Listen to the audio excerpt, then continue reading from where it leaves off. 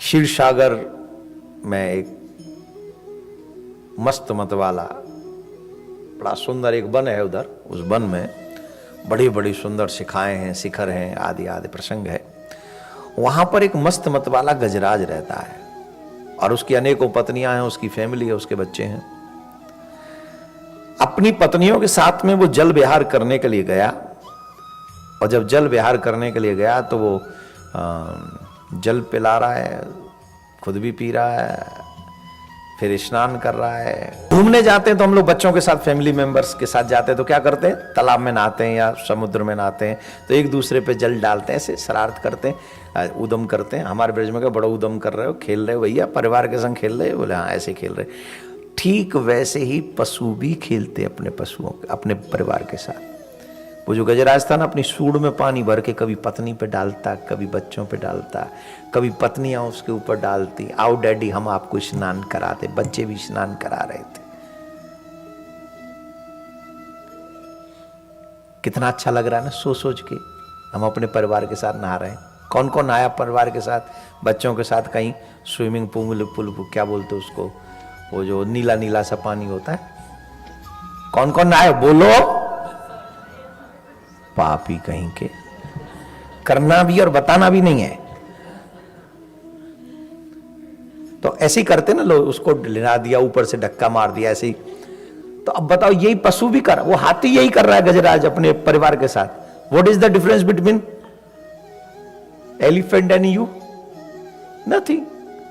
We are doing the same thing. एक change है, you are listening the कथा, they are not. You are chanting the name of God, they are not.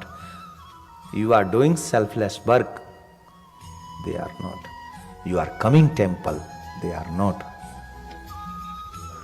आप अपने माता पिता की सेवा कर सकते हैं, वो नहीं कर सकते। हालांकि वो भी करते होंगे, जब वो पानी पूनी डाल रहे हैं तो सेवा भी करते होंगे।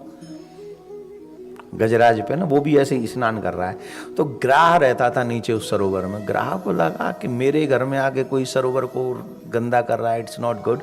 तो उसने गजराज का पाँव पकड़ लिया और जब उसका पाँव पकड़ा तो उसको शुरुआत तो में उसको लगा इट्स ओके, मैं बहुत मस्त हूँ, बड़ा बलवान हूँ, मेरा कोई सामना नहीं कर सकता। अच्छा वो बाहर रहता है, ग्राउंड पे रहे तो उसका कौन सामना करे, लेकिन वो इस समय जल में, तो जल में ग्राह बलवान है।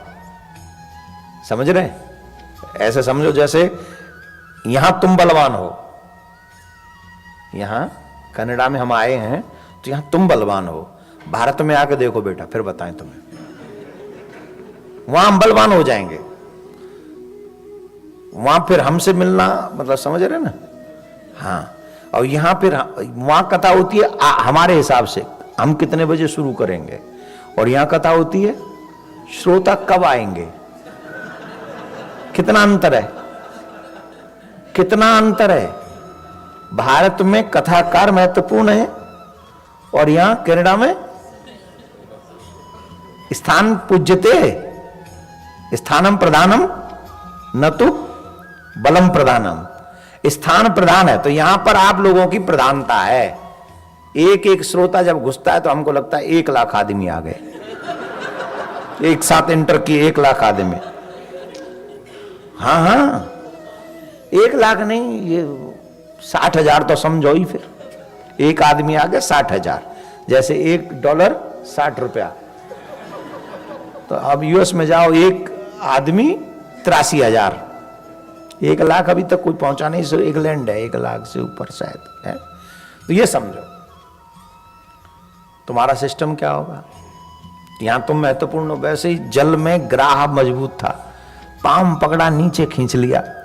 अब वो बहुत प्रयास करता रहा, वो नहीं, तो तब उसने कहा, अपनी हेल्प मांगी अपनी फैमिली से, हेल्प मी। तो पत्नी ने सूंड में सूंड अड़ाई, बच्चों ने भी सूंड में सूंड अड़ाई, उसे बाहर खींचने लगे। 50 पत्नी, 300 बच्चे थे उसके। कितने कितने काम नहीं आए? नहीं, तुम तो आ गए, वो नहीं आए काम उनके।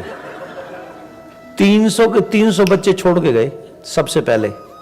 50 पत्नी अभी भी मेहनत कर रही थी, लेकिन लगा कि हम इसे बचा नहीं पाएंगे, तो वो बीज छोड़ के तब गजराज रोने लगा मृत्यु को सामने देखकर,